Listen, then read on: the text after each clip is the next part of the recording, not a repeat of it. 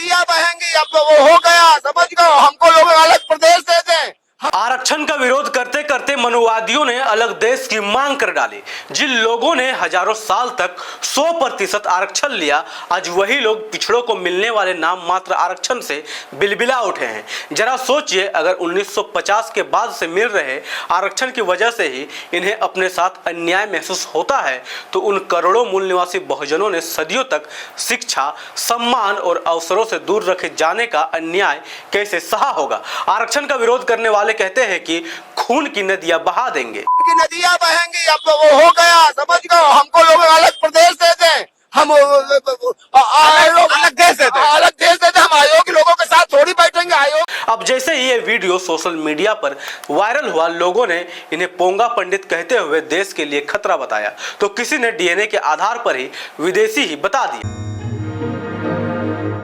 जोहार, जय भीम, जय फुले, जय बिरसा, जय साहू, जय पेरियार, जय संविधान। आरक्षण का विरोध करने वाले एक बार फिर सड़कों पर है। ये अच्छी बात है। अच्छी बात इसलिए क्योंकि इससे देश के SC ST और OBC को ये समझने में आसानी होगी कि इस देश में किन लोगों को इनके अधिकारों से परेशानी है। यानी इस तरह के विरोध प्रदर्शन देश के पिछड़ों और अति पिछड़ों के लिए अवसर की तरह है, अपने दोस्त और दुश्मन की पहचान करने के लिए। अब आरक्षण विरोध के दौरान आरक्षण विरोधियों की कई वीडियो भी सोशल मीडिया पर वायरल हो रहे हैं। वायरल वीडियो में आरक्षण विरोधी मानसिकता के साथ साथ इनकी जातिवादी और देशद्रोही मानसिकता भी साफ साफ झलक रहा है। एक मनुवादी आरक्षण का विरोध करते करते अलग देश की मांग कर देता है और देश के पिछड़े और अति पिछड़े समाज को अयोग्य बताते हुए यह कहता है कि हमारे बच्चे इन अयोग्य लोगों के साथ नहीं पढ़ेंगे और ना ही कोई हमारे बच्चों को पढ़ाएगा।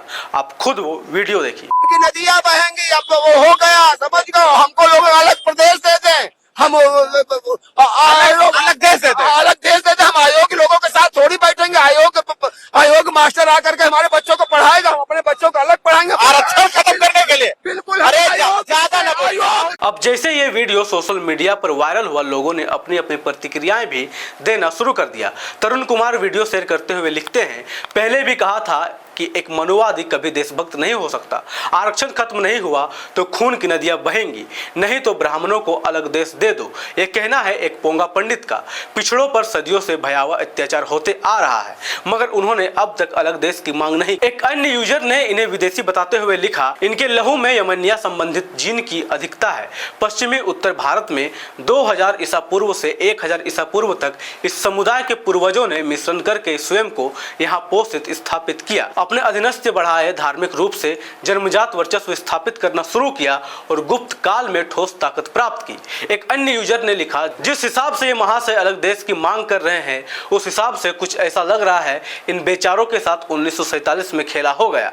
इनको लगा था जितने मुस्लिम है सब पाकिस्तान चले जाएंगे और यहाँ इनका राज चलेगा, मगर ऐसा हो ना पाया तो बेचारे बिलबिला रहे हैं। इनको भी अपना अलग देश उसी वक्त ले लेना था। इसी तरह कई लोगों ने इन मनुवादियों की मानसिकता की आलोचना की, लेकिन यहाँ समझना होगा कि देश में जब भी आरक्षण की बात होती है, कुछ लोग तुरंत सवाल उठाने लगते हैं कि आरक्षण क्यों चाहिए, इसे कब तक जारी रखा जाएगा, और खुद को मेरिटधारी बताने वाले आरक्षण को खुद के साथ अन्याय समझते हैं। लेकिन सवाल यह है कि क्या आरक्षण किसी को मुफ्त में आगे बढ़ाने की योजना है? तो जवाब है बिल्कुल नहीं। आरक्षण का असली उद्देश्य उन समुदायों को अवसर और प्रतिनिधित्व देना है जिन्हें लंबे समय तक सामाजिक भेदभाव और व्यवस्था से बाहर रखने के कारण शिक्षा, सरकारी नौकरियों और सत्ता में पर्याप्त प्रतिनिधित्व नहीं मिल पाया।